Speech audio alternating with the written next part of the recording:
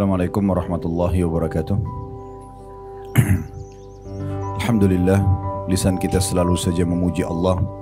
Sebagai seorang muslim kita sangat yakin dua rangkaian kata ini, Alhamdulillah, adalah kalimat penghubung langsung kita dengan Sang Pencipta Allah.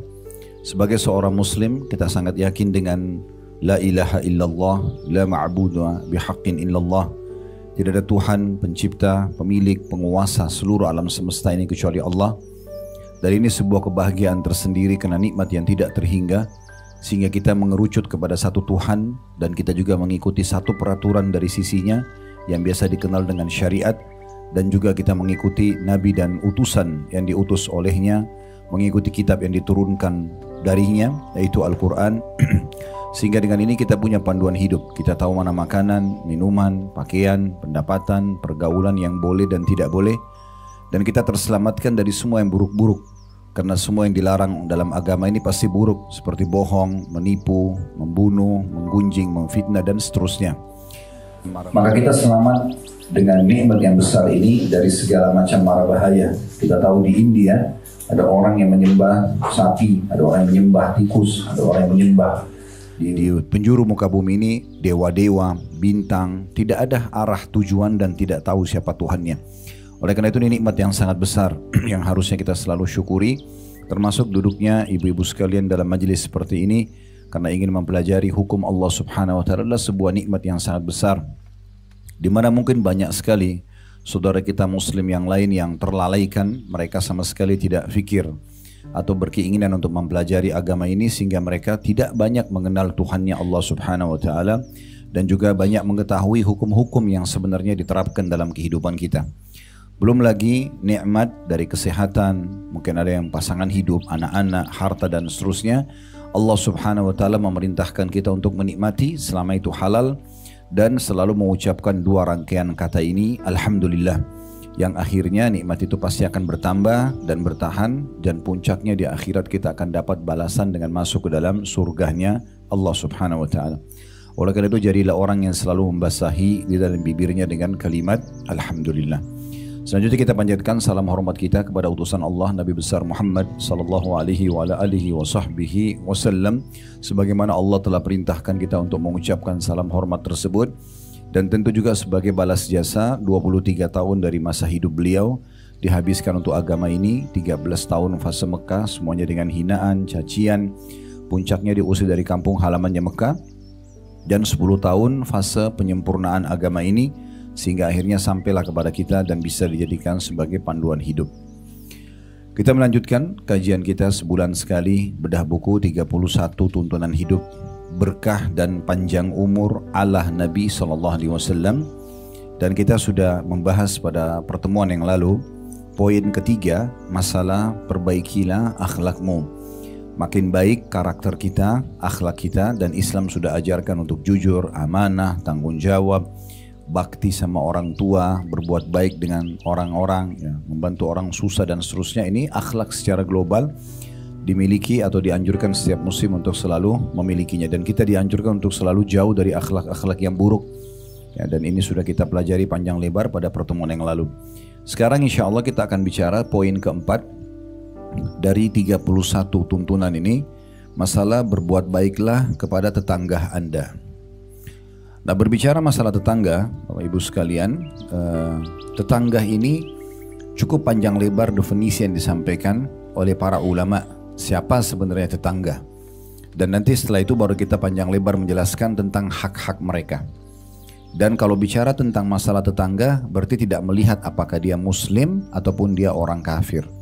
Selama dia tetangga kita, berarti mereka akan memiliki hak yang sama, ya, kecuali orang itu memang punya hubungan kekerabatan, misalnya saudara kandung atau kerabat lah, maka itu punya kedudukan lebih tinggi sedikit. Selain hak tetangga, mereka juga punya hak kekerabatan. Dan memang orang yang punya hubungan kekerabatan atau rahim ini punya kedudukan tersendiri. Bapak Ibu kalau menyumbang misalnya untuk memberikan sedekah kepada seseorang punya hubungan kerabat dengan yang tidak punya hubungan kerabat, maka yang punya kerabat kita akan mendapatkan dua pahala, pahala sedekah dan pahala silaturahimnya. Nah begitu juga dengan tetangga. Baik, di pembukaannya saya akan jelaskan dulu pendapat ulama tentang masalah siapa tetangga itu.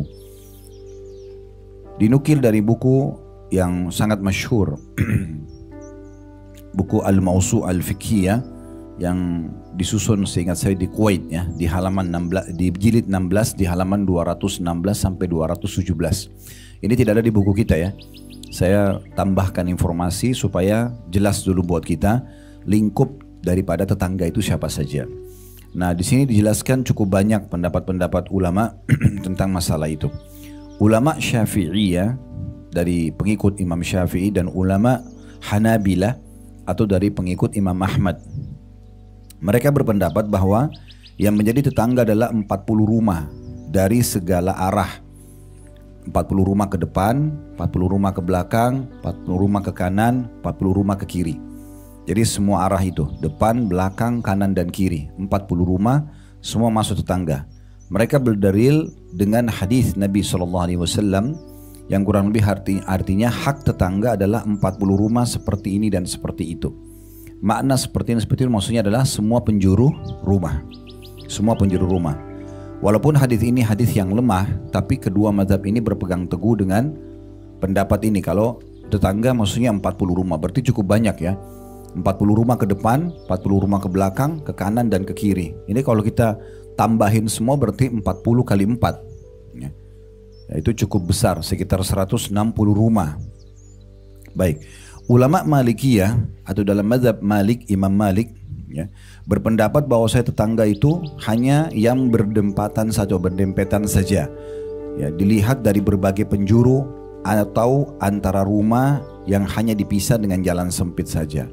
Kalau Imam Malik lingkupnya adalah yang kalau ibu keluar, ibu bisa lihat jangan jangkau mata, itu tetangga. Ya.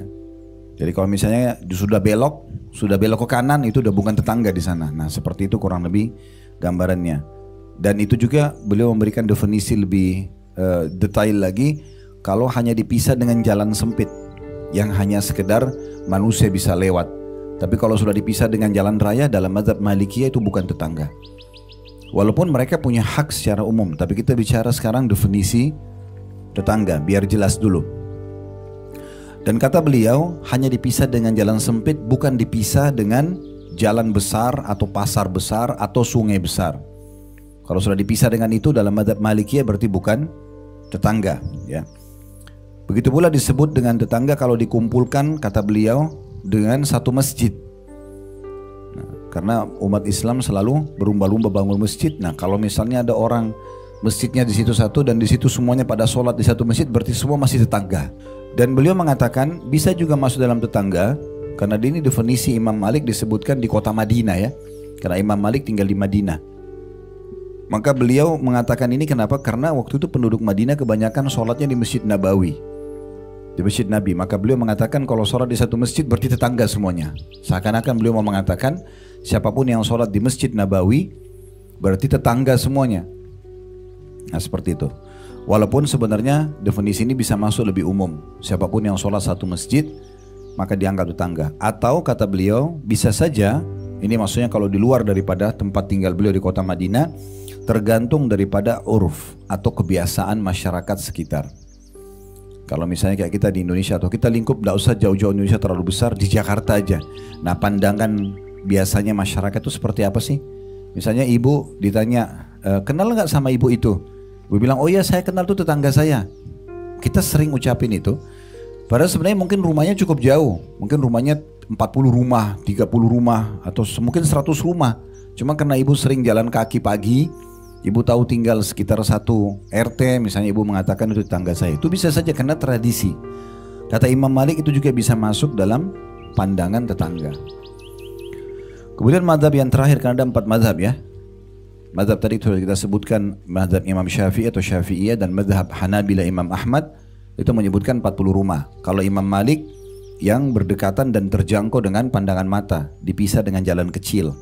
Ya, kalau dipisah dengan jalan besar atau sungai besar atau pasar besar sudah tidak masuk. Atau beliau mengatakan bisa juga jadi patokan masjid. Masjid mana yang terdekat, maka itu berarti tetangga. Berarti kalau dalam satu RT ada 2 masjid, Misalnya masjid yang satu di sebelah sana walaupun berdekatan dan rumahnya mungkin cuma beda 20 rumah, tetap dalam mazhab Imam Malik itu bukan tetangga. Yang tetangga yang satu masjid saja. Sekarang mazhab yang keempat Abu Hanifah atau Hanafiyah berpendapat bahwasanya tetangga itu adalah jika berdampingan saja dan menempel rumahnya. Ini lebih sempit lagi. Jadi cuma yang dempet sama rumah kita. Berarti selanjutnya sudah bukan tetangga kata beliau. Dan ini dinukil dari salah satu ulama yang masyhur dari mazhab Hanafiyah, Abu Yusuf, yang mengatakan bahwasanya tetangga seperti itu berdampingan, tapi beliau mengatakan bisa juga kalau mau diluaskan maksimal tetangga itu adalah yang satu masjid. Yang satu masjid. Allahu alam, kalau kita lihat dari pendapat ini, pendapat-pendapat ini berarti kita melihat sebenarnya lebih kepada perlunya atau pentingnya kedudukan tetangga sampai para ulama berikan definisi. Dan kalau kita lihat dari mayoritas pendapat ini berarti memang yang digabungkan dalam satu masjid. Ya. Jadi kalau ada masjid itu lebih dekat dengan pendapat ini. Kalau ada satu tambahan juga ulama namanya Atha bin Abi Rabah.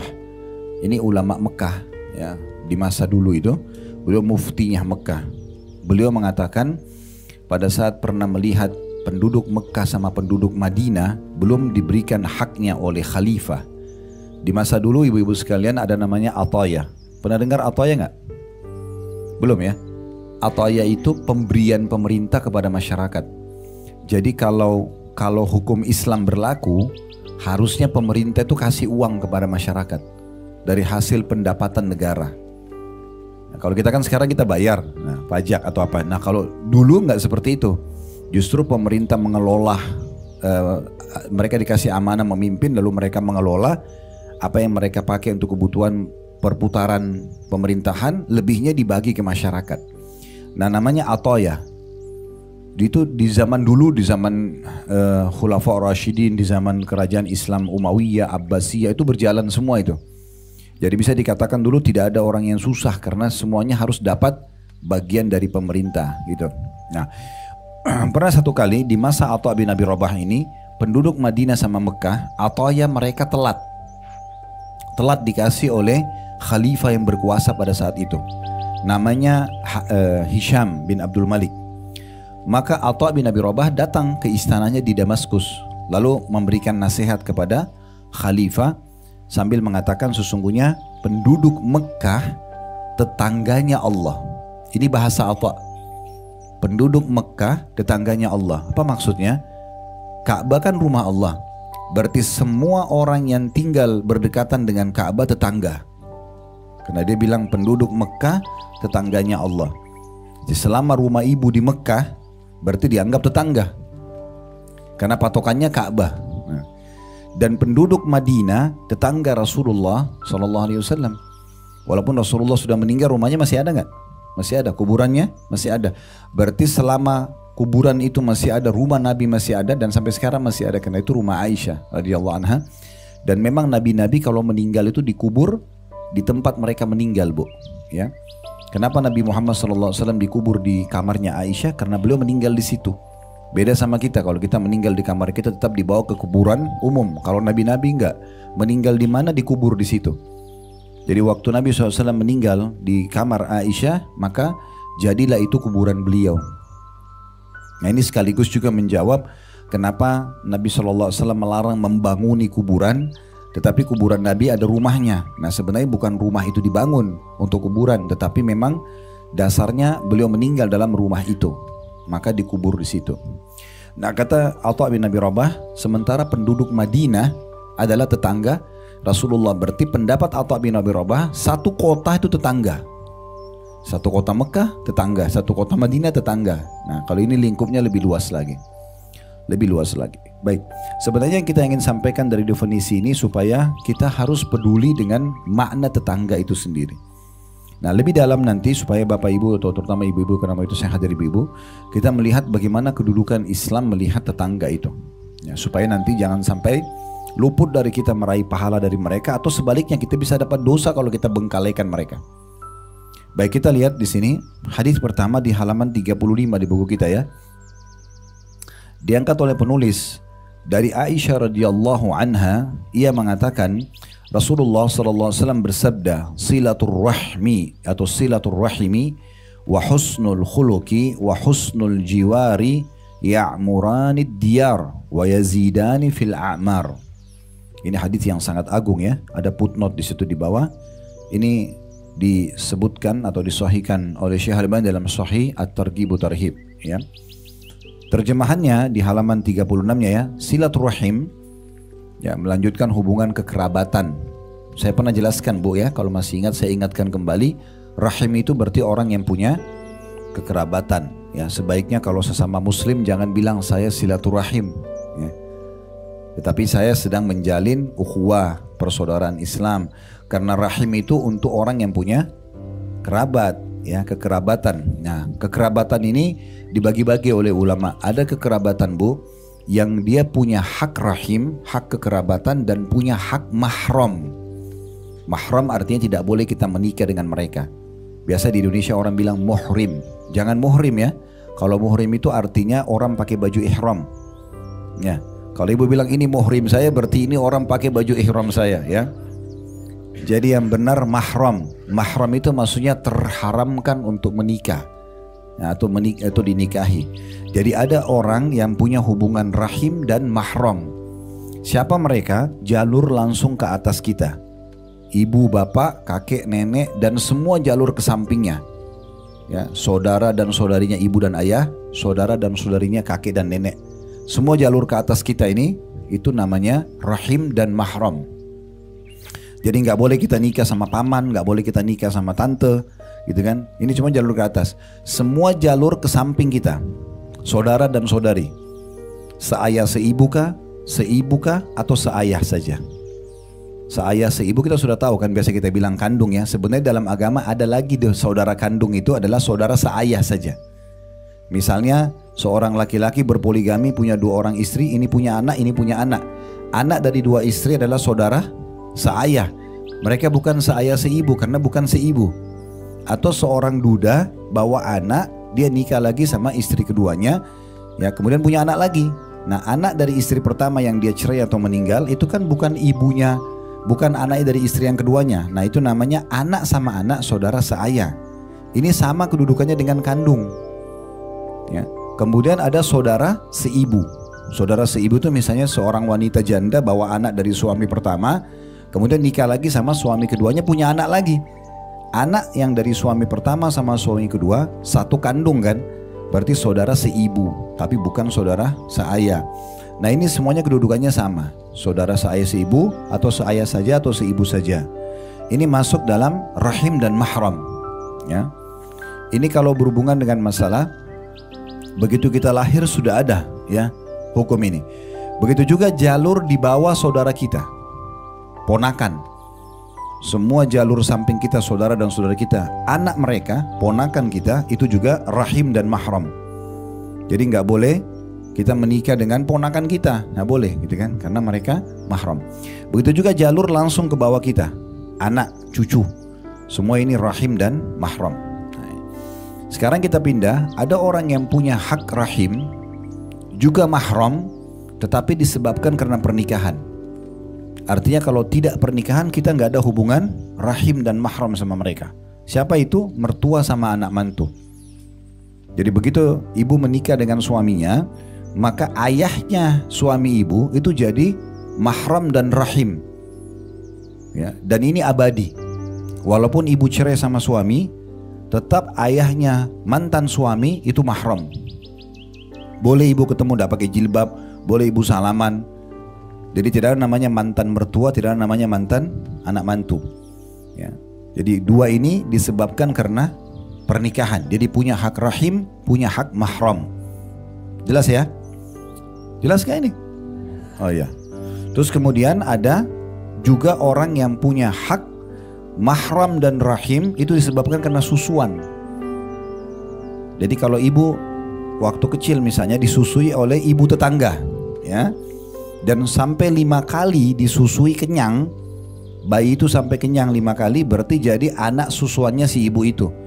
Jadi kalau ibu itu punya anak laki-laki, akan menjadi rahim dan mahramnya ibu. Nggak boleh ibu nikah.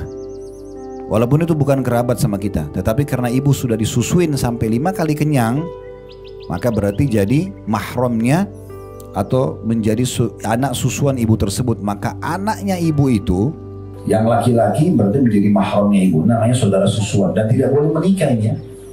Makanya hati-hati bagi ibu-ibu yang misalnya Allah karunia ASI misalnya, itu kan banyak ada donor ASI ya. Biasanya ditampung di klinik ini harus jelas. Ibu harus tulis namanya ibu siapa, nomor teleponnya. Ibu harus tahu, nanti bilang sama kliniknya atau rumah sakit, ini kalau dikasih ke anak siapa jelasin ya, anak siapa yang dikasih. Jangan ibu kasih 5 liter susu tiap hari, dikasih ke 30 anak. Jadi banyak sekali nanti anak susuannya. Nah itu. Karena cuma 5 kali minum kenyang sudah jadi mahram. Dan bayi kita tahu 1 hari bisa minum 10 kali susu, kan gitu. Nah jadi harus hati-hati dengan ini. Karena di masa Nabi SAW pernah terjadi ada 2 orang menikah. Begitu selesai akad nikah, baru selesai akad nikah, untung belum terjadi interaksi biologis. Ya, ada satu ibu tua datang lalu mengatakan, ya Rasulullah, ini 2 orang ini yang anda nikahkan pernah saya susuin. Dua-dua ini anak susuan saya. Maka berarti mereka mahram. Kata Nabi SAW, kalau gitu pisahkan. Dan kalian mau bertahankan rumah tangga seperti apa sementara sudah jelas kalian adalah saudara susuan. Jadi tidak boleh. Kayaknya harus hati-hati dengan ini. Hubungan kekerabatan, rahim dan mahram. Ada yang begitu kita lahir sudah langsung, ada yang disebabkan karena pernikahan, ada yang disebabkan karena susuan. Selanjutnya ada orang yang punya hubungan rahim tapi bukan mahram.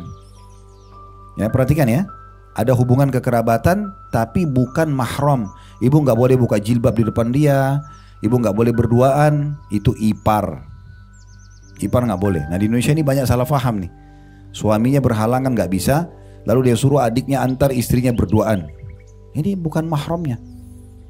Nggak boleh berduaan, ya. Makanya pernah Nabi SAW mengatakan kalau laki-laki dan perempuan berdua, yang ketiganya syaitan. Lalu ada sahabat bilang begini, ya Rasulullah, bagaimana kalau ipar? Kata Nabi, ipar justru kematian. Ipar justru kematian. Karena kalau terjadi perselingkuhan, maka misal naudzubillah ya, ini satu orang muslimah, dia biarkan adik perempuannya selalu sama suaminya. Contoh, lalu terjadi perselingkuhan. Kira-kira bagaimana ngobatinnya? Ini suami, ini adik, kan jadi masalah. Makanya kata Nabi SAW, ipar itu justru kematian. Kalau orang lain kita tinggal selesai. Suami atau istri selingkuh, kita cerai, dia pergi, selesai. Tapi kalau dia selingkuhnya sama saudara kita, ini bahaya besar. Karena saudara kita nggak bisa dihapus statusnya, kan gitu. Nah makanya hati-hati dengan masalah seperti ini. Ya, jadi ipar itu bukan mahram, berlaku padanya hak rahim, tapi tidak berlaku padanya hak mahram. Sama juga masuk dalam sini adalah pasangan tante dan pasangan om, ya. Jadi kalau tantenya ibu nikah sama seorang laki-laki, misal adiknya ibu atau adiknya ayah, tante kita, ya. Nah kalau tante ini menikah sama seorang laki-laki dan ibu ponakan si tante ini, ibu bukan mahramnya suaminya tantenya ibu. Karena kita di Indonesia semuanya kan dipanggil om kan, semuanya dipanggil om. Padahal sebenarnya itu mereka harus dijelaskan dulu omnya siapa ini. Karena kalau om tadi saya bilang dari saudara ayah dan saudara ibu itu mahram, ya. Tetapi kalau pasangan tante atau pasangan om, ini berarti bukan mahram. Karena kalau cerai sama paman kita atau cerai sama tante kita, kita bisa nikah sama dia, ya.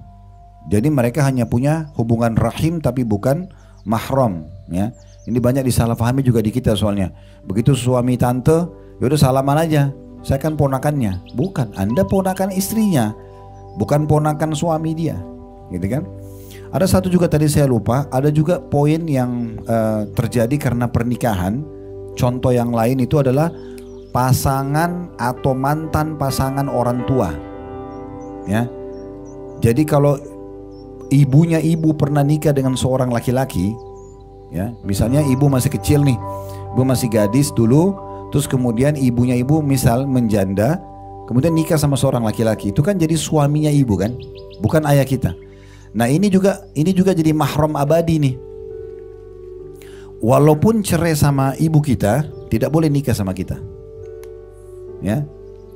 Kecuali satu keadaan, kalau seorang laki-laki nikah sama janda, kemudian belum sempat terjadi interaksi biologis, ya biasa orang di malam pertama biologis, dia tidak biologis nih, dia tidak biologis, kemudian bercerai, maka di sini si laki-laki ini karena belum pernah interaksi badan sama si janda, maka berarti anak si janda bukan mahramnya, berarti dia bisa nikah sama anaknya si janda itu kan gitu, secara hukum kita bicara ya.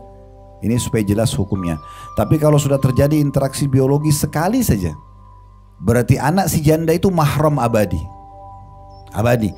Walaupun dia cerai, si laki-laki ini cerai sama si janda ini, anaknya janda tetap mahramnya dia. Ya. Jadi pasangan orang tua atau mantan pasangan orang tua ini mahram abadi. Jadi nggak boleh misalnya, contoh ini ya, ada seorang duda punya anak bujang 25 tahun. Anggap duda ini 50 tahun misalnya. Dia punya anak dari istri pertama 25 tahun. Istrinya meninggal, dia nikah lagi sama perempuan umurnya 20 tahun. Bisa terjadi kan? Misalnya duda 50 tahun, dia punya anak 25 tahun, terus dia nikah sekarang sama istri kedua umurnya 20 tahun. Sekarang istrinya si duda ini lebih muda nggak dari anak dia? Nah lebih muda. Tapi tetap saja itu akan menjadi mahram abadinya si anak duda ini. Walaupun si anak ini lebih tua dari ibunya, dia harus panggil ibu. Gitu. Baik dalam status masih istrinya ayahnya atau sudah cerai. Jadi nggak boleh.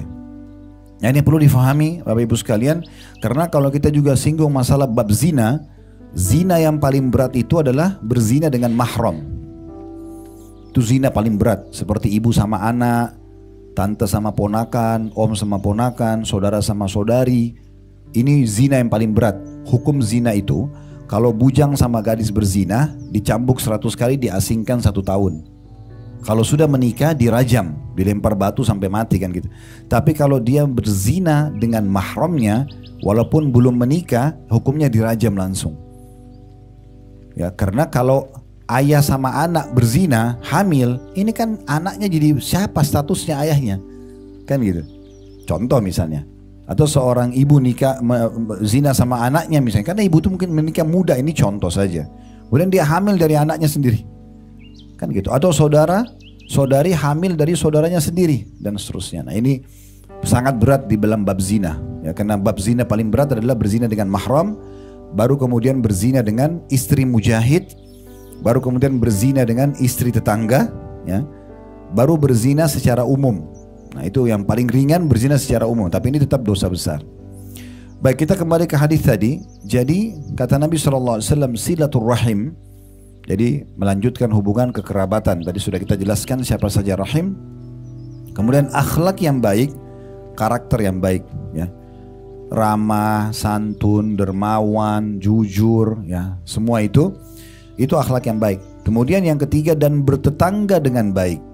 Nah ini jadi saksi bahasan kita ini. Bertetangga dengan baik, ketiga hal ini, silaturahim, kemudian akhlak yang baik, kemudian bertetangga yang baik, dapat memakmurkan negeri. Ya, maksudnya akan jadi aman, karena kita baik sama semua orang. Di sini dalam kurung menambah rezeki dan juga menambah umur.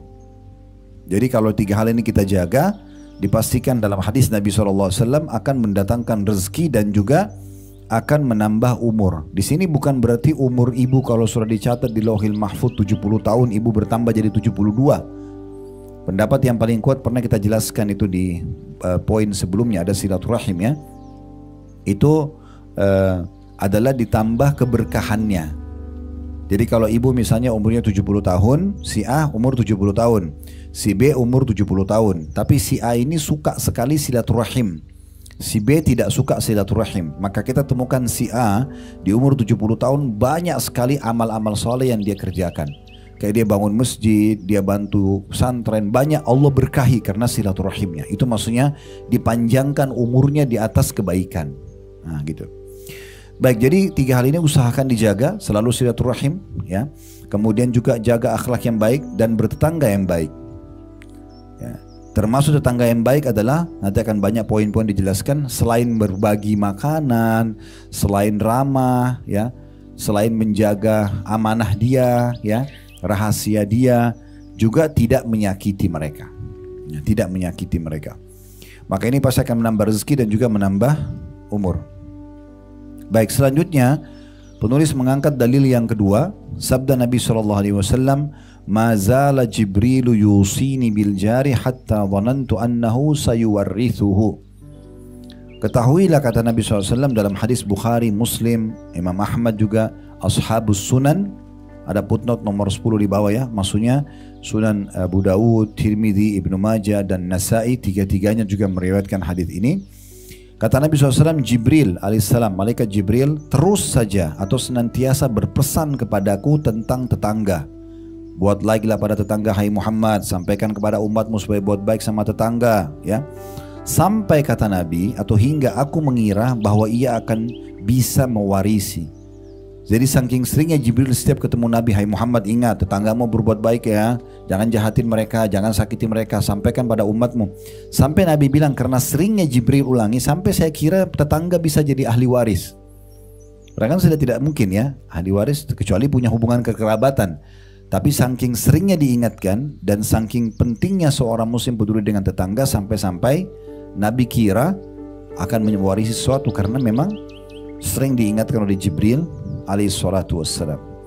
Selanjutnya hadis riwayat Tirmidzi dan Ahmad. Ini menunjukkan tolok ukur orang itu baik atau tidak ya di sisi Allah Subhanahu wa taala, justru yang baik dengan tetangganya.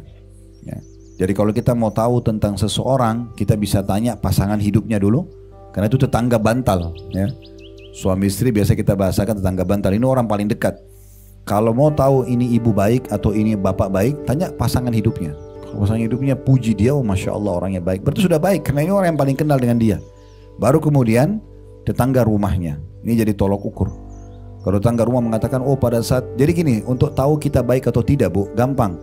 Ibu bayangkan kalau ibu meninggal sekarang, kira-kira menurut orang di sekitar ibu baik nggak? Kalau misalnya ibu meninggal lalu suaminya bilang, oh kesian dia baik-baik sama saya dan segala macam, nah berarti ibu baik. Atau tetangganya bilang, oh si ibu fulana itu baik banget, suka bagi makanan, suka gini, nah, berarti ibu baik. Tapi kalau mereka bilang, suaminya bilang, alhamdulillah dia mati, misal, kan gitu, karena selama hidup bawel banget nih apa segala macam. Atau tetangganya bilang, wah syukur dia sudah meninggal, selalu gosipin orang, nah berarti buruk. Kan gitu, kita masih hidup kita bisa tahu kita ini orang baik atau tidak sebenarnya. Tinggal yang nilai bukan kita, yang nilai adalah orang di sekitar kita, termasuk tetangga. Nah lihat di sini hadisnya, masih di halaman 36, ini penyampaian wahyu. Nabi SAW sampaikan, khairul ashabi indallahi ta'ala khairuhum li sahibihi, wa khairul jirani indallahi ta'ala khairuhum li jarihi.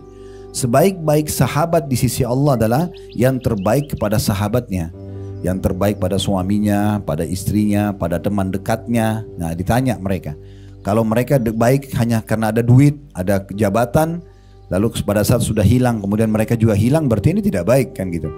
Dan sebaik-baik tetangga di sisi Allah adalah yang terbaik kepada tetangganya.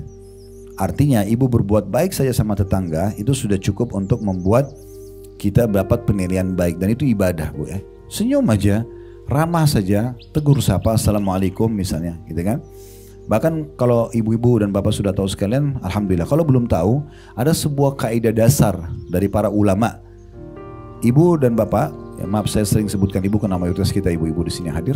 Kalau ibu mau tawarin satu produk, misalnya mau jual rumah, mau jual mobil, mau jual motor, dalam hukum agama kita yang paling pantas ditawarkan tetangga dulu. Makanya kaidahnya adalah al-jaru ahaqqu bisaqabati jari. Tetangga lebih pantas terhadap penawaran tetangganya. Jadi jangan jual rumah kecuali sudah tawaran ke tetangga. Kalau dia sudah tidak mau baru ke orang lain. Nah begitu memang hukum agama kita. Mau jual apa saja, selalu tetangga. Mau ngomong apa saja, misalnya mau amanakan rumah, kita lagi mau pergi titip sama tetangga. Memang begitu ya dalam Islam. Maka memang hubungan kekerabatan ini sangat baik. Makanya kita sangat mendukung program pemerintah, ada RT kan, rukun tetangga ya. Nah itu sangat bagus itu, karena supaya tetangga-tetangga pada saling baik. Nah Pak RT akan datang memperbaiki hubungan antara tetangga yang ribut satu sama yang lain misalnya. Nah itu sangat bagus, itu bagian daripada agama kita. Jadi pembentukan RT itu luar biasa tuh. Ya, sebenarnya sangat bagus sesuai dengan agama Islam. Baik, selanjutnya hadis yang diangkat oleh beliau, dalil yang keempat, hadis yang berbunyi sabda Nabi SAW, Itu di footnote nomor 11 ya, hadis riwayat Muslim, Ibnu Majah dan Ahmad. Man kana yu'minu billahi wal yawmil akhir falyuhsin ila jarihi. Barang siapa yang mengaku beriman kepada Allah dan hari akhir, maksudnya dia yakin Tuhannya Allah dan Allah akan membalasnya, serta dia mengejar surga di akhirat, dan supaya selamat dari neraka, kuncinya dia muliakan tetangganya. Bahasa mulia ibu sudah harus paham ya. Ini bukan hanya sekedar hormat. Memuliakan itu berarti mendahulukan, ya, kemudian memberi dan apalah semua makna mulia. Orang mulia itu kan pasti sangat menghormati, sangat menghargai, nah seperti itu. Jadi kalau kita memuliakan tetangga, maka secara otomatis itu tolok ukur keimanan kita. Berarti kita memang yakin dengan Allah yang memerintahkan itu, dan berikut juga kita akan mendapatkan surga nanti di akhirat. Kalau ada yang bertanya begini, bagaimana Ustaz kalau tetangga saya buruk? Jangan balas keburukan dengan keburukan. Nggak boleh bu, ya. Jangan orang gosipin kita, kita balas dengan gosipin. Dia dosa, kita dosa. Gak ada yang didapat. Berarti dia dihukum sama Allah, kita juga dihukum. Ada saatnya orang baik sama kita, dan ini biasanya mayoritasnya orang begitu. Tapi ada saatnya, dan ini sangat minoritas, sangat sedikit, ada orang yang jahat sama kita. Coba ibu bayangkan, renungi selama umurnya hidup selama ini, pasti lebih banyak orang yang baik daripada orang buruk kan? Pasti lebih lama waktu kita sehat daripada kita sakit kan? Pasti lebih lama kita kenyang daripada kita lapar kan? Sekarang ibu lapar, ibu makan satu piring, kita bisa kenyang 5-6 jam ke depan, kan gitu. Begitu juga kita selama hidup, paling setahun sekali kita sakit, misal flu, demam. Kadang-kadang ada orang 2 tahun gak sakit, jadi memang lebih lama. Nah begitu juga orang-orang baik sama kita, lebih banyak orang baik daripada orang buruk.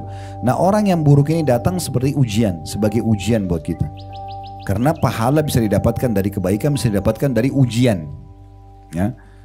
Jadi ujian itu datang untuk kita bersabar. Nah ada 2 sayap kehidupan yang ibu harus tahu. Sayap yang pertama, syukur kalau ada nikmat. Sayap yang kedua, tidak boleh tidak seimbang ya. Sabar kalau ujian datang. Jangan ibu cuma mau enaknya saja, tidak mau diuji, nggak bisa. Dalam kehidupan kita nggak bisa. Pasti ada ujian, ada nikmat, ada ujian. Tapi Allah Subhanahu Wa Taala berikan ujian kita sedikit sekali. Cuma sebagai ujian saja. Makanya dari semua tetangga kita, mungkin ada 1-2 orang yang mengganggu, nggak apa-apa. Itu ujiannya. Tapi yang lain kan baik. Yang lain baik. Cara menghadapi orang-orang seperti ini, tetap saja kita bersikap baik. Tidak usah terpengaruh dengan keburukan dia. Karena kalau misalnya ada orang gosipin ibu nih, ibu nggak tanggapin. Dia cerita ibu nggak lakukan tapi dia gosipin. Ibu biasa saja, ibu jalan seperti biasa nggak. Orang akan tahu sendiri, orang akan nilai kok. Itu cara yang paling efektif. Kontrol lisan kita bu. Karena kadang-kadang kita benar, bisa dengan penyalahgunaan lisan kita jadi salah. Ya nih. Sekarang kalau ada 2 orang nih, 1 orang salah, 1 orang benar. Kita nggak tahu siapa yang benar siapa salah. Tapi rupanya yang benar ini di jalan raya lagi marah-marahin orang yang salah. Ibu kebetulan lewat. Yang ibu nilai buruk siapa? Yang marah-marah padahal dia benar. Makanya hati-hati, gitu kan? Dan kita subhanallah 10 tahun kita sabar nih, gak pernah marah, gak pernah segala macam. Tahun ke-11 ibu marah-marah di pinggir jalan. Kira-kira yang orang nilai yang mana? Yang 1 kali. Kita jujur 10 tahun, kita bohong sekali. Yang orang lihat mana? Buruknya. Makanya menjaga nama baik itu penting.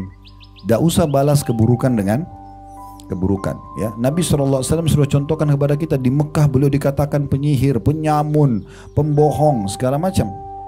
Tapi Nabi nggak pernah balas keburukan dengan keburukan. Ibu kalau sudah tahu alhamdulillah. Kalau belum tahu, tiap hari di rumahnya Nabi SAW di Mekah itu hampir setiap hari. Abu Jahal, Abu Lahab, tokoh-tokoh Mekah.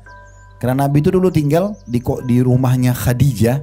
Itu seperti menteng kita di Jakarta. Daerah elitnya Mekah. Di situ Abu Lahab, Abu Jahal, Umayyah, tokoh-tokoh Mekah semua yang kaya-kaya. Setiap hari mereka itu buang sampah di depan rumahnya Nabi. Setiap hari. Mereka taruh bukan di depan rumah ya, di depan pintu. Jadi Nabi kalau mau lewat gak bisa, harus bersihin. Kalau cuma depan rumah masih mending, ini di depan pintu. Jadi mau gak mau Nabi. Apa yang Nabi lakukan? Nabi marah-marah gak? Nabi cuma ngambil sampah itu tiap hari depan mereka lihat. Nabi bersihin, Nabi cuma mengatakan, beginikah kalian bermuamalah dengan tetangga? Lalu Nabi buang di sampah. Lama-lama mereka jenuh sendiri. Capek juga mereka tiap hari bawa sampah buang di situ. Tapi tidak ada celah mereka bisa nilai negatif ke Nabi. Nah ini yang penting. Bagaimana kita jaga jangan orang nilai kita negatif. Itu yang mahal. Jadi jangan terpengaruh dengan kebodohan orang. Jangan balas kebodohan dengan kebodohan. Tidak ada manfaatnya. Ya. Nah, ini yang dimaksud di sini penjabaran daripada hadis atau dalil yang keempat. Selanjutnya hadis nomor 5 ya, dalil nomor 5 ya. Itu ada footnote nomor 12. Di bawah dijelaskan itu ya. Hadis ini berbunyi, kam min jarin mu'allaqatun bijarihi yaumal qiyamah. Yaqul, ya Rabbi, hadha aglaka babahu duni famana'a ma'rufah. Betapa banyak nanti tetangga yang terpaut, ya maksudnya bertanggung jawab ya dengan tetangganya pada hari kiamat. Karena tetangganya berkata, wahai Rabbku, wahai Tuhanku, orang ini telah menutup pintunya untukku selama di dunia. Tidak pernah mau bantu tetangga, tetangga ketuk minta bantuan susah, tidak pernah berbagi makanan, tidak pernah jenguk orang sakit dan segala macam. Dan ia tidak memberikan kebaikannya, gak pernah sama sekali berbagi apa-apa. Ada di bawah, di footnote ya, di halaman 37, hadisnya lafaz lain, kam min jarin mu'allaqatun bijari yaqul ya Rabbi sal hadha lima aglaka anni baba wa mana'ani fadlah. Banyak tetangga nanti yang berurusan dengan tetangganya di hari kiamat atau di akhirat. Tetangganya berkata, wahai Rabbku, tanyakan kepada tetanggaku ini, mengapa ia selalu menutup pintu rumahnya untukku dan tidak memberikan kelimpahannya. Maksudnya tidak berbagi dengan aku, gitu ya. Jadi berarti hari kiamat nanti ada juga tanggung jawabnya nih Bu, ya. Harus hati-hati. Jadi jangan sampai kita justru tidak berbagi sama sekali dengan tetangga kita, ya. Baik, ada beberapa hadis yang ingin saya tambahkan di sini. Ya. Hadis ini sebenarnya rincian daripada hadis yang baru kita baca. Kan nanti hadis yang baru kita bacakan ini Bu, itu diriwayatkan dalam kutubus sittah ya, di 6 buku hadis, Bukhari, Muslim, Abu Dawud, Tirmidzi, Ibnu Majah dan An-Nasa'i ya. Kalau nanti berapa banyak tetangga yang akan memegang tangan tetangganya, lafaz hadis begitu ya. Kemudian dia akan berkata, wahai Rabbku, orang ini menutup pintunya dariku dan dia enggan memberikan apa yang ia miliki. Maka Ibnu Umar menjelaskan sebuah riwayat yang unik. Beliau mengatakan bahwasanya Nabi SAW selalu memotivasi kami agar berbagi kepada saudara kami muslim. Berbagi kepada saudara kami muslim. Sampai-sampai kami mengira tidak ada lagi muslim yang lebih berhak terhadap dirham dan dinarnya daripada saudaranya muslim yang lain. Maksudnya, dari Nabi SAW selalu memotivasi sahabat, jangan tahan uang kalian, jangan tahan makanan kalian, pakaian kalian, bagi, ya. Subhanallah, perhatikan Bu ya, ibu kalau mau disukai oleh manusia, disukai oleh Allah, kuncinya satu, dermawan, suka berbagi. Biar subhanallah paras wajahnya biasa, postur tubuhnya biasa, mungkin keadaan ekonominya miskin, tapi kalau orangnya dermawan, suka berbagi, suka memberi, itu disukai oleh orang. Sebaliknya biar cantik, biar tampan, kalau dia pelit, itu susah, orang tidak akan suka. Paling orang datang hanya karena kebutuhannya saja. Ya. Nah, kita perlu garis bawahi, Ibu sekalian, termasuk perbuatan baik kita dan royal kita. Ibu, kalau mudah-mudahan bahasa ini bisa difahami. Ibu mau nggak kalau orang-orang loyal sama Ibu? Loyal itu kayak peduli, sayang, ya, perhatian dari mau nggak? Itu loyal namanya. Mau nggak? Kuncinya satu, royal. Nah, loyalitas itu akan muncul kalau ada royalitas. Beri dulu, orang akan suka sama kita. Nah, loyal akan muncul dengan royalitas. Nggak bisa tidak.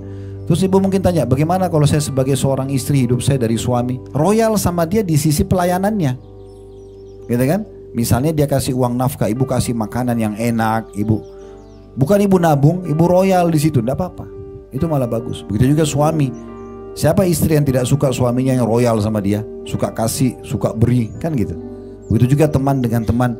Tidak mungkin langgeng rumah tangga, tidak mungkin langgeng persahabatan, tidak mungkin dicintai seorang pemimpin oleh masyarakatnya kecuali ada royalitas. Baru muncul loyalitasnya. Nah gitu.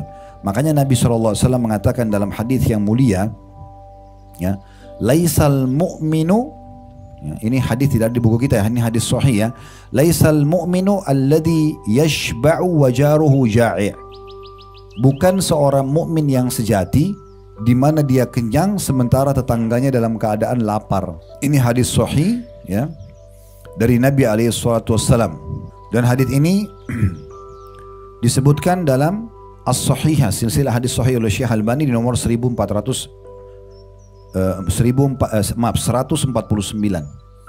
Jadi di sini tolok ukurnya adalah kita kalau royal suka memberi, ibu makan apa ibu kasih, walaupun sedikit, nggak apa-apa. Ya, bahkan ada hadis Nabi SAW dianjurkan kalau kita sedang masak memperbanyak masakannya, semampu kita tentunya ya. Kemudian kita berikan kepada tetangga. Dalam sebuah hadis yang sahih Abi Dzar radhiyallahu anhu, sahabat ini berkata, ya beliau mengatakan, "Ausani Rasulullah sallallahu alaihi wasallam bi thalath." Rasulullah SAW wasiatkan kepadaku 3 perkara. Maksudnya supaya selalu dijaga. Yang pertama, isma wa ati walau abdan mujadda'an atau walau abdan mujadda'al atrafi. Ya, dengarlah dan taatilah pemimpin kalau sudah terlanjur dia memimpin, ya meskipun dia seorang budak. Dan di sini maksudnya adalah seorang budak yang cacat fisiknya. Ya. Kalau sudah jadi pemimpin tidak bisa lagi kita menolak. Taati selama bukan maksiat kepada Allah SWT demi maslahat umum. Kemudian yang kedua, wa idza sana'ta marakatan fa'akthir ma'aha. Ya. Famanzur ahla baitin min jiranik fa'asibhum minha bima'ruf. Dan kalau kau masak, perbanyak masakanmu itu. Ya. Lihatlah tetanggamu yang memiliki hubungan kekerabatan denganmu. Dahulukan mereka, baru tetangga yang lainnya. Lalu berikanlah makanan itu kepada mereka dengan cara yang baik. Jangan bekas-bekas. Ya, ibu kalau mau maksimal pahalanya, ibu lagi masak, bahkan sebelum kita makan, kita bagi kepada orang lain. Keluarkan dulu. Jangan sudah diacak-acak, makan kemudian kita kasih orang. Alasannya daripada rusak. Ya. Nanti pahalanya juga daripada itu. Nggak maksimal, tapi kasih orang dengan maksimal, itu yang sangat baik. Kemudian ini saya saksi bahasan kita ya, jadi memberikan yang terbaik kepada tetangga. Wasiat yang ketiga, wasallis salata li waqtiha fa in wajadtal imama qad shalla faqad ahrazta salatuka wa illa fahiya nafilah. Dan dirikanlah solat pada waktunya, jadi begitu azan langsung solat. Jika engkau menjumpai imam telah melaksanakan solat, maka engkau telah menjaga solatmu. Misalnya azan, ibu ke masjid, atau pas azan ibu ingin solat berjamaah. Tapi pas kita ke masjid, imamnya sudah selesai. Karena niat kita tetap mau solat di masjid, pahala yang dicatat seperti kita ikut berjamaah. Karena kita sudah berusaha. Ya, seperti itu kata Nabi ya. Jika belum, maka solat yang kau kerjakan bersama imam itu terhitung sebagai nafil atau solat sunnah. Maksudnya kalau seandainya imamnya kamu datang masih solat, kamu ikut aja solat, maka sudah dicatat bagimu pahala solat itu. Dan Nabi SAW juga berkata kepada Abi Dzar, ya Aba Dzar, idza tabikhta marakatan atau mirkatan, ya, fa'akthir ma'a al-mirqah wa tu'ahid jiranak awqsim fi jiranak. Atau jiranik ya, artinya wahai Abi Dzar, apabila kau membuat satu masakan maka berbanyaklah ya, terutama kuahnya ya, supaya terlihat banyak kuahnya. Kalau daging kita nggak bisa banyak, kalau semua bisa banyak alhamdulillah gitu kan. Kemudian undanglah tetanggamu atau engkau dapat membagikan kepada mereka. Bisa undang makan atau sering kirim ya. Jadi jangan menjadi orang pelit bu ya, sering kali dikirimkan sama tetangga cuma modalnya terima kasih, piringnya orang kembali kosong ya. Kasih sesuatu. Saya tidak mampu Ustaz. Yang mampu, kerupuk pun tidak masalah. Apalah yang murah-murah pun tidak apa-apa, yang penting semampu kita. Jangan piring orang kembali kosong terus. Padahal sebenarnya ibu, apalagi kalau punya kemampuan ya. Ya. Dan sama juga ibu kalau datang dari luar kota, luar negeri. Nah, selain berbagi sama kerabat, berbagi sama tetangga. Nah, seperti itulah. Dan tidak ada salahnya ya kalau ibu bawa makanan, ibu boleh bertanya. Saya tanya kepada ibu tetangga, Bu, suka nggak makanan kemarin? Ya. Kalau dia bilang, oh iya enak, alhamdulillah, berarti kedepannya kita bisa kasih lagi. Jangan dia tidak makan, dibuang. Ya. Apalagi kalau kita bawa dari daerah kita misalnya, makanan tradisional, mungkin tidak semua orang suka. Tapi setiap kita datang seminggu sekali, sebulan sekali, selalu kasih menumpuk buat dia, mungkin dia nggak makan. Ya. Jadi ada baiknya juga, termasuk hal yang baik adalah kita memberikan makan apa yang orang suka. Makanya sebagian salafus saleh mengatakan, sungguh aku memberikan makanan 10 orang teman dekatku dengan makanan kesukaan mereka, lebih aku cintai daripada aku sholat semalam suntuk. Karena itu pahala sendiri memberi makan orang, tapi lebih maksimal pahalanya kalau ibu kasih makanan yang mereka suka. Nah, gitu. Karena kan dia makin lahap makannya, jadi maksimal lah kita dapat pahala yang dibandingkan dia tidak makan. Perhatikan kualitasnya. Jangan makanan sudah expire, jangan makanan sudah rusak, ya. Itu semua harus diperhatikan karena ini ada nilai pahala. Ingat, kalau kita memberi pada orang lain, jangan lihat siapa yang terima. Tidak perlu siapa yang terima, tapi kita sedang melihat amal kita yang kita harapkan balasan dari Allah. Saya pernah ceritakan ini, tapi saya ingatkan kembali. Ada satu orang namanya Rabi ibn Huthaim rahimahullah, seorang ulama tabi'in. Beliau pernah lagi dihidangkan makanan mewah oleh istrinya, namanya halwa. Makanan itu dibuat adonannya susah, bahannya mahal gitu kan. Karena Rabi ini orangnya jadi suami nggak pernah rewel, dia dikasih makan apa dia makan. Jadi istrinya juga nggak enak, selalu kasih dia makanan yang enak. Apa yang dihidangkan, alhamdulillah dia makan aja. Maka satu waktu dibuatkan masakan yang enak sekali dan mahal. Kebetulan ada 2 orang muridnya duduk makan bersama dia. Pada saat makanan itu, kue sebenarnya dia, adonan kue tapi itu dipotong-potong.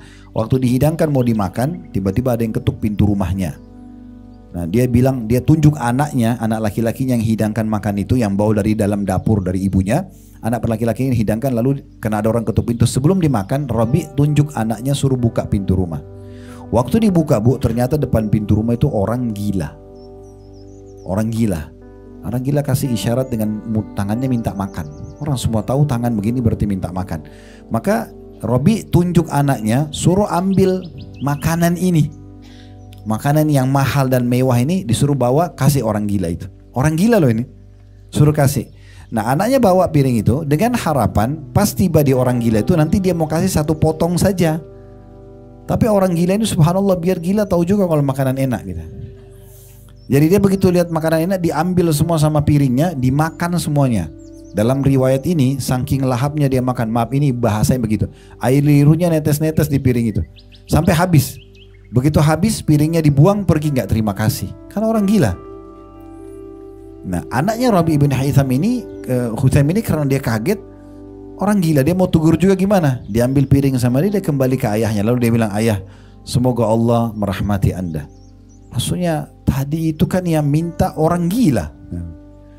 Dia, ini bahasa anaknya dia ya, dia tidak tahu nilainya makanan yang kita kasih. Kalau tadi Anda suruh saya ambil di dapur makanan apa saja, ya gandum, roti, apalah, pasti dia makan. Karena kan dia orang gila, tidak tahu makanan itu. Dan orang lapar makan apa saja. Apalagi orang minta-minta, apa dikasih pasti dia mau. Kenapa Anda suruh kasih halwa ini yang ibu saya buat ini? Maksudnya buatnya susah, ibu saya buat khusus buat Anda gitu kan, biayanya mahal. Gimana memahami ini? Maka Rabi bin Huthaim memberikan nasihat yang baik buat anaknya. Dia mengatakan, wahai anakku, kan anaknya bilang dia tidak tahu nilainya makanan itu kan, karena dia orang gila. Kata Rabi bin Huthaim rahimahullah dengan keimanan dan ilmunya, wahai anakku, kalau dia tidak tahu nilainya makanan itu, Allah tahu nilainya. Tidak penting siapa yang terima, yang penting antara saya sama Allah. Ibu kasih duit ke orang miskin, dia pergi nggak terima kasih, nggak apa-apa, nggak usah tunggu terima kasihnya dia, karena bukan itu target kita kan. Tapi kita pahala di sisi Allah. Kalau orang ikhlas dia nggak butuh pujian. Biar orang pergi, orang nggak terima kasih nggak apa-apa, nggak masalah. Maka lalu dia membaca firman Allah Subhanahu Wa Taala, lan tanaru birra hatta tunfiqu mimma tuhibbun. Kalian tidak akan mendapatkan maksimal balasan pahala sampai kalian menginfakkan apa yang paling kalian cintai. Ya, jadi kalau kita mengeluarkan yang terbaik di jalan Allah tanpa harus melihat siapa yang menerima lagi, maka itu akan besar sekali pahalanya. Karena target kita adalah balasan dari Allah Subhanahu Wa Taala. Kalau ada orang, teman-teman sekalian, dia menjadi tetangga yang baik atau dia dikaruniai tetangga yang baik, ini sumber kebahagiaan. Nabi SAW mengatakan dalam sebuah hadis yang disebutkan oleh Albani dalam Sahih At-Targhib Tarhib, bunyinya, kata Nabi SAW, min sa'adatil mar'il muslim, termasuk sumber kebahagiaan seorang muslim, ya, ada 4. Sumber kebahagiaan ada 4. Disebutkan yang pertama adalah al-mar'atus salihah, istri yang salihah. Ini sumber kebahagiaan yang pertama. Ya, tentu bagi ibu-ibu juga adalah suami yang saleh, karena kalau mereka saleh dan saleha, mengenal Tuhannya, pasti hak kita berarti akan dikasih. Ya. Kemudian yang kedua, wal maskanul wasi', rumah yang luas. Kita kalau punya rumah yang luas, leluasa kita tinggal di sana, anak, cucu, segala macam datang, itu kan kebahagiaan sendiri. Maka itu kebahagiaan. Berarti di sini boleh seorang muslim memiliki rumah yang luas, gak ada larangan, selama hak kita. Dan itu tidak mubazir. Kemudian yang ketiga, ya, disebutkan wal jarus salih, tetangga yang baik. Nah, jadi kalau kita jadi tetangga baik atau kita dapat tetangga baik, ini kebahagiaan ini. Selalu santun, selalu ramah, selalu baik, gitu kan. Dan yang keempat, yang terakhir, wal markabul hani. Ya. Markabul hani maksudnya ya tunggangan atau kendaraan yang layak. Jadi boleh ibu pakai mobil mewah, boleh. Gak ada larangan dalam Islam. Selama memang itu uang sendiri. Yang penting jangan mubazir. Gak usah punya 10 mobil misalnya, untuk apa? Koleksi Ustaz, gak usah, koleksi masjid aja. Gak usah koleksi mobil. Pakai 1, anak-anak mungkin 1, mungkin suami ibu pakai 1, 3. Udah yang 7-nya jadikan masjid aja. 1 mobil bisa 1 masjid. Di kampung mana setiap hari 100 orang sholat, 70 tahun dipakai masjid, itu kan banyak sekali pahalanya. Untuk apa jadi koleksi masjid, mobil misalnya, atau koleksi tanah, untuk apa? Gak penting. Ada rumah kita tinggalin, rumahnya sudah luas, oke. 1 tanah lagi misalnya, nanti kalau ada keperluan kita jual, oke. Tapi punya ya 10, 20, 30 lokasi, untuk apa? Terus tidak dipakai lagi. Sayang sekali kan. Lebih baik dipakai sholat oleh orang, lebih baik jadi pesantren tahfidz Quran, kita panen pahala. Kalau kita berharap nanti kita meninggal baru ahli waris lakukan, tidak mungkin, itu mimpi. Belum tentu. Saya pernah ceritakan kejadian di Saudi, ya, saya ingatkan lagi. Ada di satu pengadilan di Saudi terjadi, ini kejadian nyata. Ada satu orang kaya raya di Saudi. Penilaian kurang lebih dalam rupiah saya pernah hitung, dia tinggalkan uang sekitar 600 miliar. Uangnya, jadi cukup mampu, sangat mampu orangnya. Cuma karena dia semasa hidup kerja terus, dia nggak sempat nikah, nggak punya istri, keluarga orang tuanya sudah meninggal, nggak ada saudara-saudaranya. Jadi yang ada kerabat-kerabat jauh, tapi kerabatnya rata-rata orang tidak mampu. Ini kisah nyata di pengadilan Saudi terjadi, yang ceritakan hakimnya langsung. Dia bilang pada saat dan ini dinukil di cerita-cerita di dakwah di Saudi, ya. Maka dia bilang pada saat meninggal, pemerintah Saudi ambil alih harta itu. Dijaga dulu karena nggak ditahu kerabatnya, lalu disuruh badan wakaf Saudi untuk cari kerabatnya orang ini. Didapatlah ada 3 kerabat dia, sepupu jauhnya, jauh sekali hubungan kekerabatan. Cuma itu yang terdekat, ini yang dapat warisan. Nah, dipanggillah mereka ke pengadilan, 3 orang ini, ya, dalam kondisi tidak tahu kenapa dipanggil ke pengadilan. Lalu mereka bilang, kenapa kami dipanggil di sini? Kata hakim, kalian kenal si fulan, namanya orang yang meninggal itu. Mereka bilang, ya kami kenal, tapi kami nggak dekat karena orangnya eksklusif, nggak pernah ketemu orang, nggak pernah ketemu kerabat, sendiri aja dia. Kata hakimnya, orang itu baru meninggal dan dia tinggalkan harta sangat banyak. Yang kami temukan ahli warisnya cuma kalian bertiga. Berarti kalau dibagi 3 ini 200 miliar satu orang. Ini tadinya orang miskin, tiba-tiba kayak mendadak. Ini kisah nyata, ya. Udah selesai dibagi, terus sudah tanda tangan. Sebelum mereka pergi tinggalkan pengadilan, kata hakimnya begini, sebentar, saya punya ide. Kata hakimnya ini, ya, saya punya ide.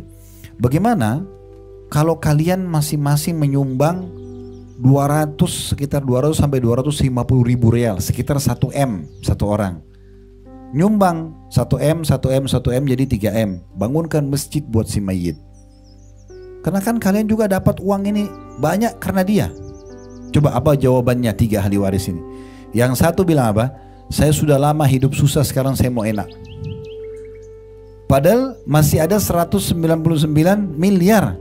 Dia nggak mau. Ini kisah nyata ini. Yang kedua mengatakan, saya punya banyak utang, saya nggak sekarang mau bayar utang. Padahal utangnya tidak mungkin sebanyak itu. Yang ketiga ini bilang begini aja hakim, kami tidak akan kasih. Dia bilang begini, kami tidak akan kasih. Karena kenapa orang ini semasa hidup tidak bersedekah buat dirinya sendiri? Kenapa kami sekarang yang ahli waris harus bersedekah buat dia? Coba. Maksudnya apa? Kalau ada orang mengkhayal tumpuk-tumpukin tanah segala, nanti ahli warisnya akan bangunkan masjid, itu mimpi, belum tentu. Kenapa tidak bangun dari sekarang? Kenapa nggak dari sekarang tanah itu kosong, wakafin aja buat masjid? Kan selesai depan mata kita lihat kan? Kita juga bisa sholat di situ kan? Nah seperti itu. Baik, kata Nabi SAW dan sebaliknya, 4 penderitaan. Tadi kan 4 kebahagiaan tuh, ya, istri yang soleha atau suami yang soleh, itu juga bisa ya. Kemudian rumah yang luas, tetangga yang baik, dan tunggangan atau kendaraan yang layak. 4 dari kesengsaraan, istri yang jahat, yang fasikah. Ini juga sama suami, maksudnya yang jauh dari agama, ahli maksiat, pemabuk, ya segala macam. Ini penderitaan berarti. Narkotika, pergaulan bebas, ini semua kesengsaraan. Yang kedua, rumah yang sempit, lawannya tadi. Yang ketiga, tetangga yang buruk. Yang keempat, kendaraan yang tidak layak. Nah ini kependeritaan. Dalam hadis yang lain kata Nabi SAW, Nabi SAW berlindung dari tetangga yang buruk. Beliau jadikan doa khusus dengan sanad hasan, diriwayatkan oleh An-Nasai. Kata Nabi SAW, Allahumma inni a'udzubika min jari su. Ya Allah, aku berlindung kepadamu dari tetangga yang buruk. Fi daril muqami fa inna jarad dunya yatahawwal. Ya, sungguhnya aku berlindung kepadamu dari tetangga buruk di akhirat, karena tetangga di dunia akan senantiasa berubah-berubah. Dan juga kita tahu kalau mayit ya, kalau ibu sholat mayit, karena ada 4 kali takbir ya. Takbir pertama Al-Fatihah tanpa iftitah dan tanpa surah. Takbir kedua baca salawat Ibrahim yang dibaca pada saat tahiyat. Takbir ketiga doakan mayit. Takbir keempat doakan diri sendiri lalu salam kan. Nah di takbir ketiga ini, diantara doa untuk mayit, Allahumma rzukhu daran khaira min darihi.